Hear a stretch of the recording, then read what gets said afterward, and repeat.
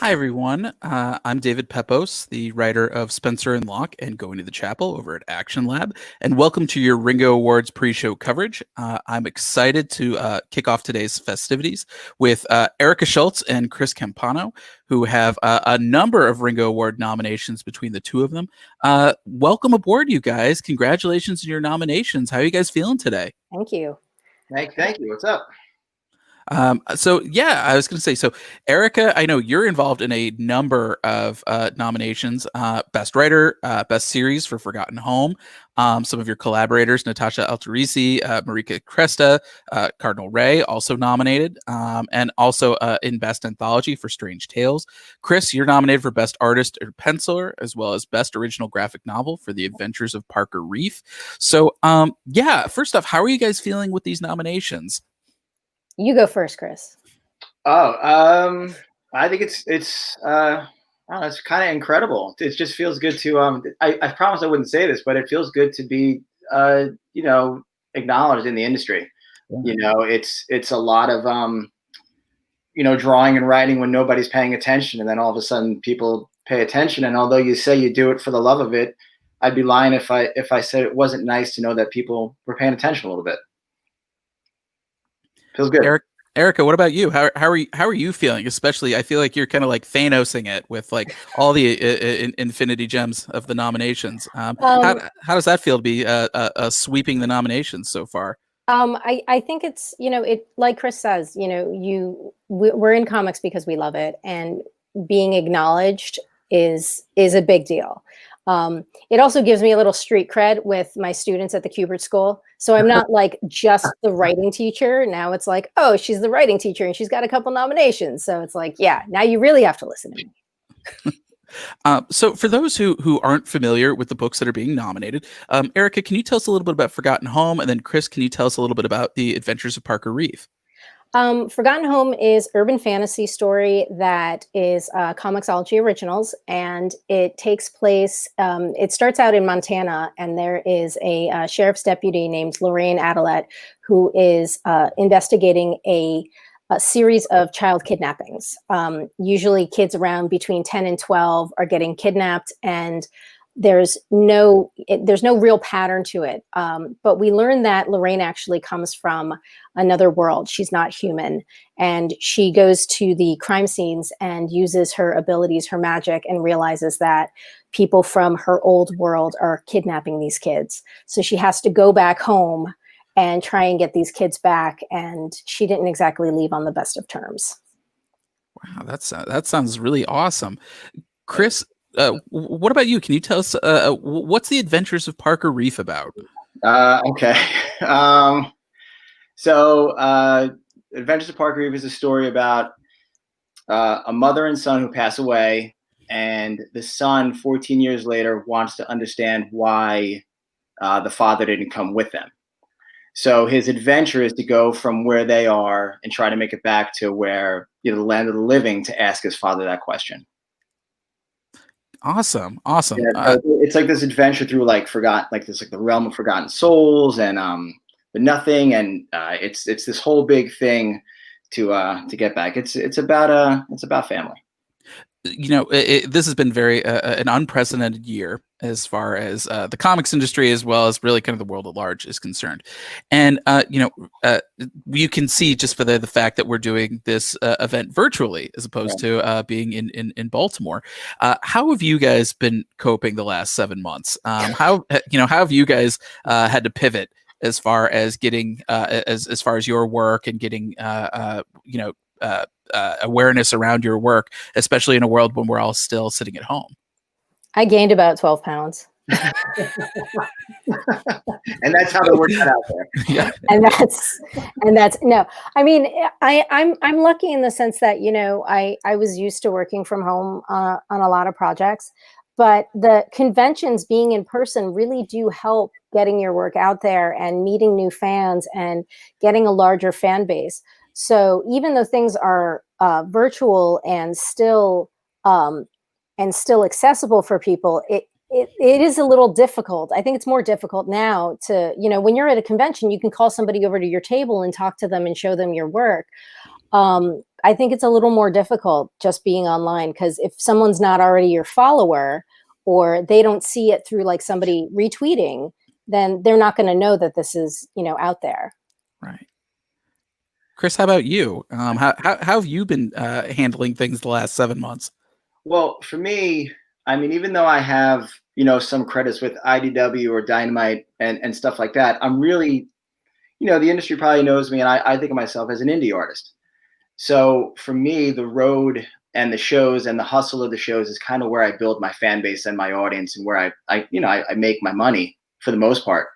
So it was a transition to really figure out how to turn, being at home and working on indie stuff and, some commissions, how to turn that into kind of being on a show circuit, whether it was a lot of live drawing or if it was having like a Campana-con every other weekend or something like that.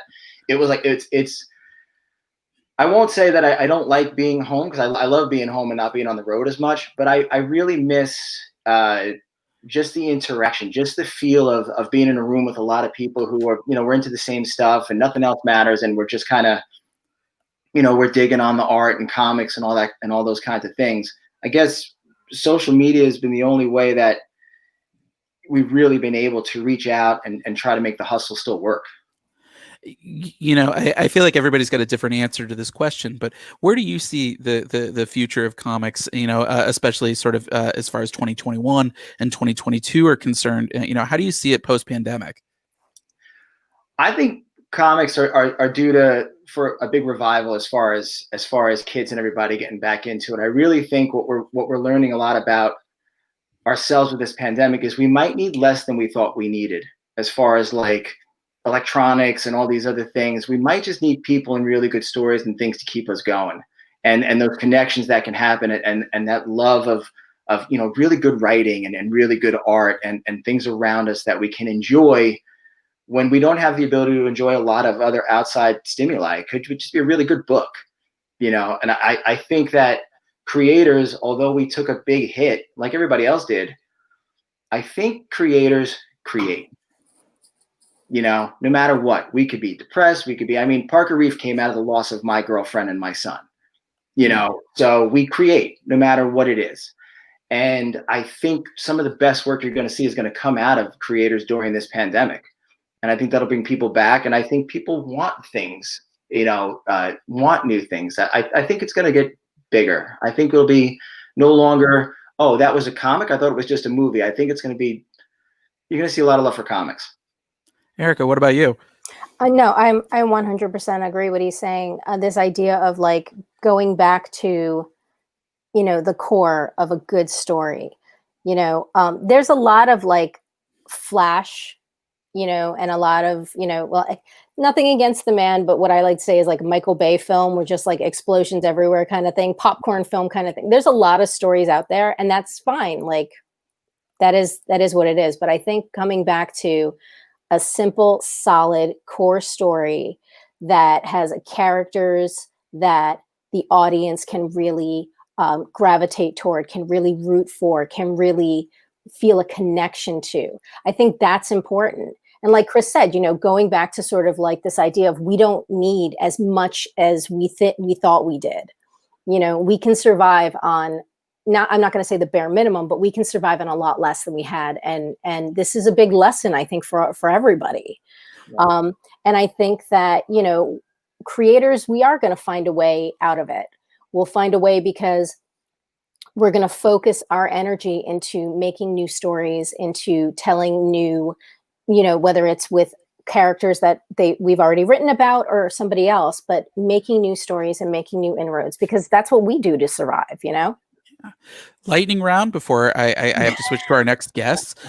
What's next on your agenda, you guys? What do you guys have coming down the pike next? I have the Legacy of Mandrake. Issue number 1 comes out actually this Wednesday. This new comic book day coming this Wednesday, the 28th.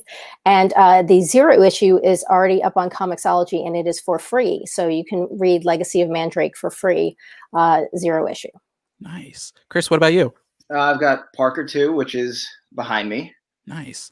I have a couple of more covers lined up. I can say that I have one more Turtles cover coming, but I can't say what issue it is. And there's something I'm working on with the writer Garrett Gunn called Call the Ravens Home, which is like a Norse mythology book.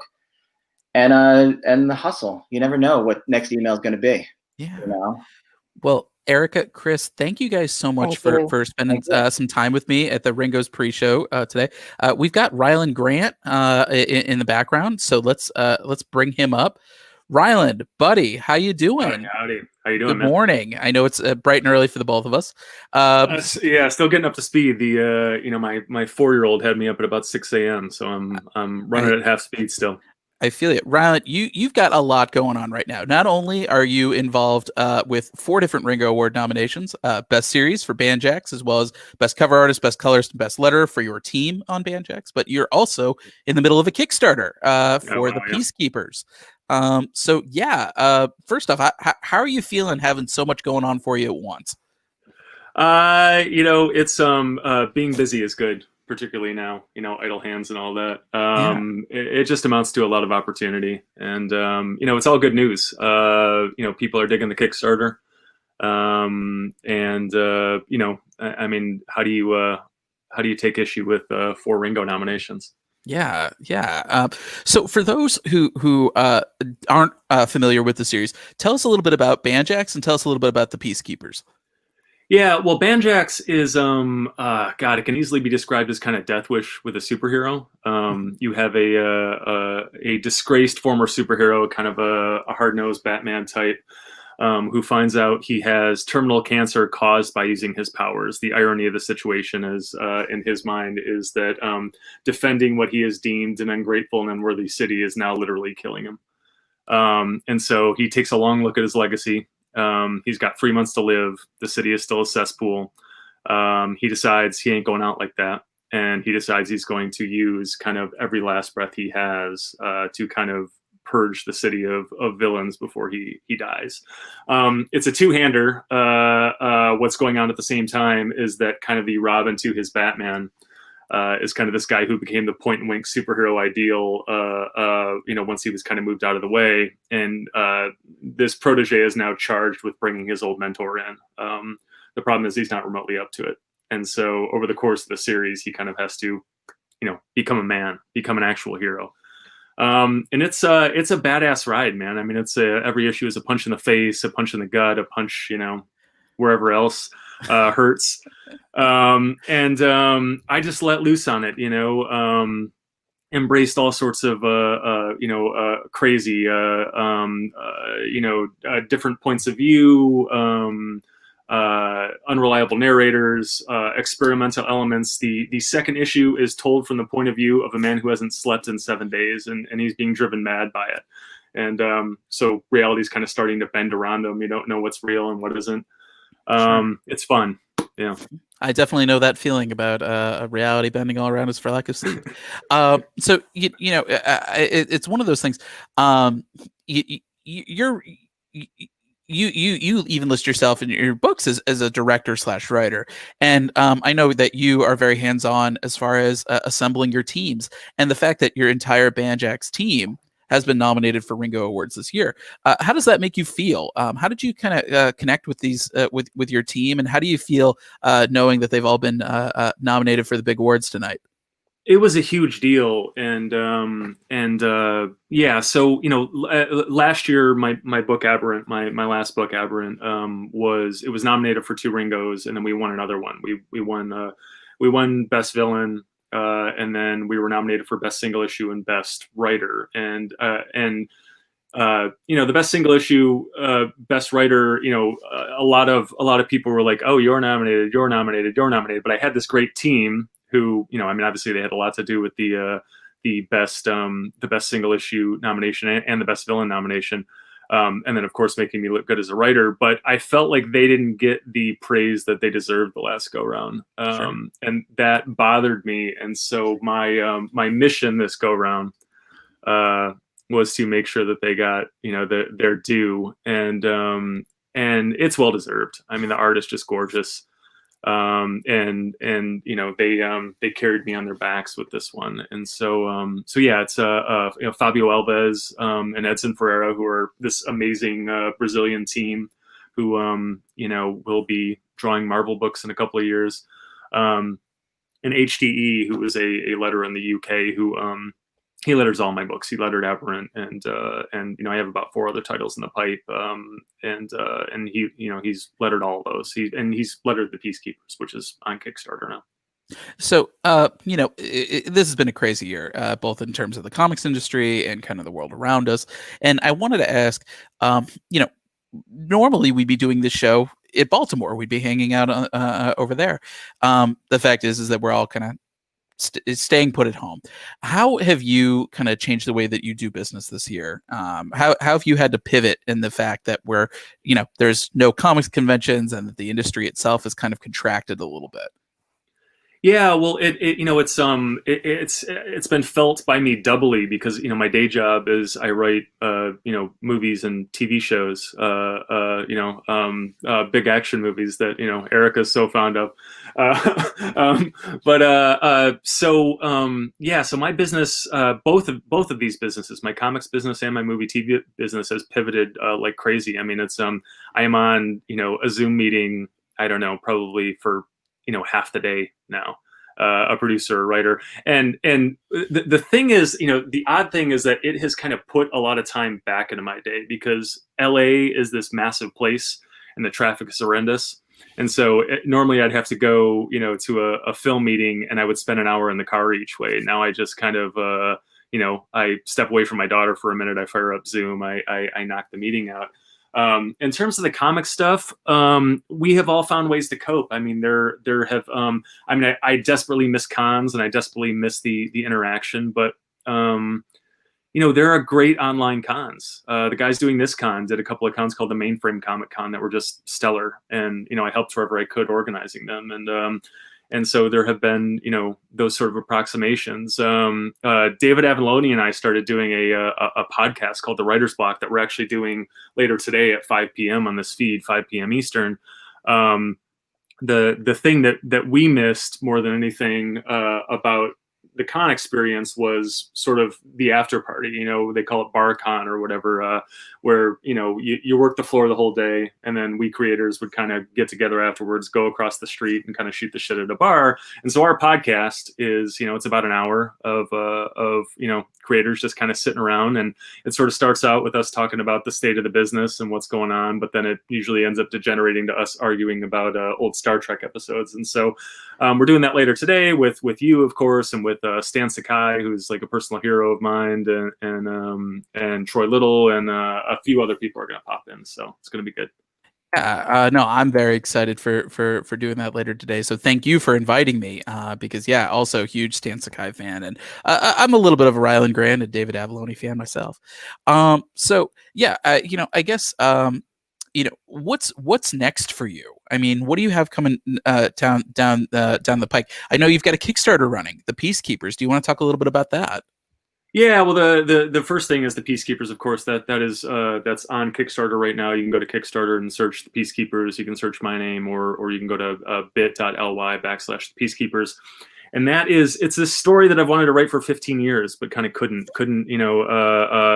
Hollywood doesn't let you do a lot of different stories right now, and comics is a crazy game. But finally found a way to put my dream project, in book form, and it's wonderful. It is a love letter to, dark and decidedly quirky crime dramas like Fargo or No Country for Old Men. So if you love those films, if you love case season police dramas like True Detective or The Wire, if you dig Elmore Leonard novels like I do, and if you are a fan of comic masterpieces like Criminal or 100 Bullets, you're going to love this thing. So the first 2 issues are available right now on Kickstarter. And that's kind of a runaway train right now. I've been really enjoying that ride. So, go check that out. Definitely. And, as I alluded to before, I have like 4 other titles in the pipe. And they're coming fast, and they're coming strong. I think like everybody, that's in this game, kind of hit a big speed bump. I had 2 titles that were pretty much set to, be announced, released with big publishers, and then and then COVID hit, and it was pencils down, and there were a lot of layoffs and firings, unfortunately, and everything kind of got thrown into question. Sure. And so now just sort of starting to pick up all the pieces on those. I mean, it looks like we have a publisher for one of those titles. Nice. And so I got a lot of work.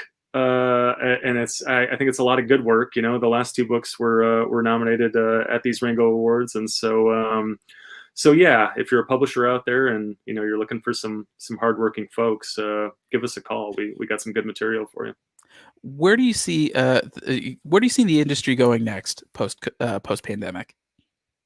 Wow, that's a big question. I'm going to try not to take up all the time on this feed, but it's we have necessarily had to change, and I think we've already done a very good job of changing. I've talked about this on the podcast before. I mean, I think that the problem is that there is less mainstream opportunity for guys like you and I right now, and that may change. Publishers have had to really protect themselves, right? I mean, it's a hard go for them, and so they've had to pare back slates and just fewer spots on those publisher benches and stuff like that. But I think that we're entering this era of creator empowerment. We saw a similar thing in the NBA for about the last 10 years, where guys like LeBron James and Kawhi Leonard and Kevin Durant, they kind of wrestled control away from the owners, and they started deciding where they play and who they play with. And I think that we're seeing the same thing in comics with creators. You and I, we used to have to wait for permission from a big time publisher to be able to do our books. But there's so much other opportunity out there right now that we no longer have to. I mean, I did it with The Jump on Kickstarter, and I'm doing it again with Peacekeepers. And you did it recently with the OZ, which was just an incredible book, and this runaway success on Kickstarter. And if we have a book that we want to make, we no longer have to wait for permission. We no longer have to wait for a publisher's blessing. We can kind of go out, make our own book, take it directly to the consumer via sites like Kickstarter, and we can make a little money, which is kind of rare in this business, all too rare. And we can get some incredible recognition. We can find an audience, and I guess the irony of the whole situation is that you do well on Kickstarter, and then the publishers start banging on your door. Right. And so all of that traditional publishing success comes because you kind of decided, well, I don't need that right now. And we're seeing it happen. There are the peons like you that are doing it, but then Scott Snyder is going to pick. He made $218,000 on Kickstarter. Kevin Eastman, made $125,000 a couple of times. Keanu just made $1.5 million on Kickstarter, and so you're seeing even like the big dogs go to Kickstarter and sites like that because it's a better deal in a lot of ways. But then they move on and they have this second massive success in traditional publishing, and it ends up kind of being the best of both worlds, and it actually ends up helping the publishing machine. Where I think that these two machines, they used to be at odds with each other, and I feel like it's all been accelerated because of this COVID thing. They've kind of made friends with each other, and they're living in this wonderful harmony. One is feeding off the other in this great way, and you've seen publishers like Boom